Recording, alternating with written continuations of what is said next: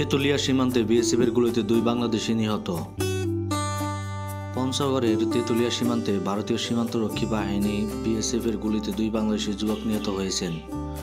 BSF দুজনের লাশ নিয়ে গেছে। গতকাল মঙ্গলবার দিবাগত রাত 12:30টার পর তেঁতুলিয়া উপজেলার খয়খাটপাড়া সীমান্ত এলাকার 446 নম্বর মেইন পিলারের 14 এলাকায় বাংলাদেশ ভারত সীমান্ত এলাকায় এই ঘটনা ঘটে। ঘটনার পর ভারতের ফকিরাপাড়া বিএসএফ ক্যাম্পের সদস্যরা নিহত দুজনের লাশ নিয়ে গেছেন। বর্ডার গার্ড বাংলাদেশের পঞ্চগড় 18 ব্যাটালিয়নের অধিনায়ক বিজিবি লে কর্নেল জুবায়েদ হাসান বিষয়টি নিশ্চিত করেছেন। তিনি বলেন, বিএসএফের গুলিতে 2 জন নিহত হয়েছেন। তাদের লাশ বিএসএফ নিয়ে গেছে। নিহত ব্যক্তিদের পরিবারের সঙ্গে কথা বলে পরিচয় সম্পর্কে নিশ্চিত হয়েছি।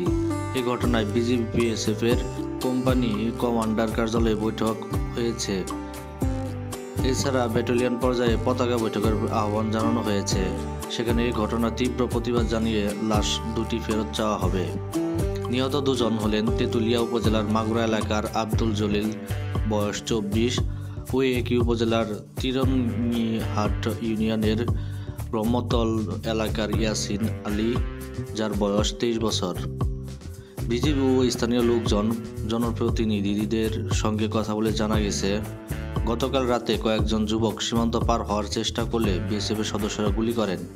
পরে আজ বুধবার ভোরে বিএসএফের 176 ব্যাটালিয়নের ফকিরপাড়া ক্যাম্পের সদস্যরা তাদের লাশ নিয়ে যান।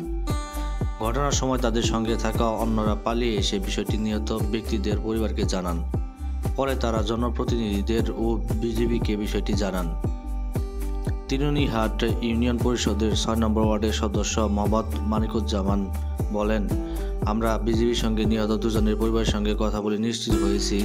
তাদের সঙ্গে গিয়ে যারা পালিয়ে এসেছেন তারা নিহত ব্যক্তিদের পরিবারকে জানিয়েছেন। লাশ 2টি বিএসএফ গাড়িতে তুলে নিয়ে গেছে বলে শুনেছি।